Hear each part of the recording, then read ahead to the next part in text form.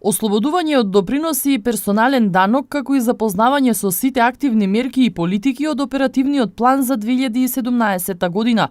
Ова беше целта на денешната средба со работодавачите во Агенцијата за вработување во Тетово. До сега поминати биле 4 општини, а од агенцијата велат дека заинтересираноста е се поголема. Целта на средбата со работодавачите е презентација на нашиот оперативен план од делот од активните мерки и политики и услуги што ги нудиме на пазарот на труд, за 2017 година.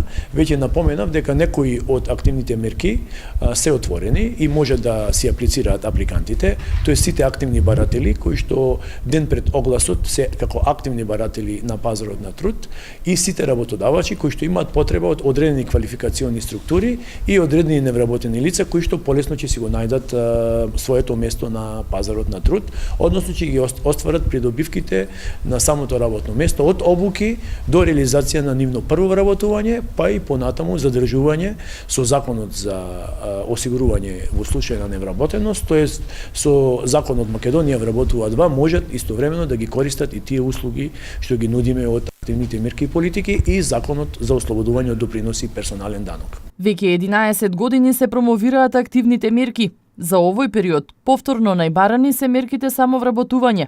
Првиот оглас е веќе кон средината. Активна е и мерката практиканство.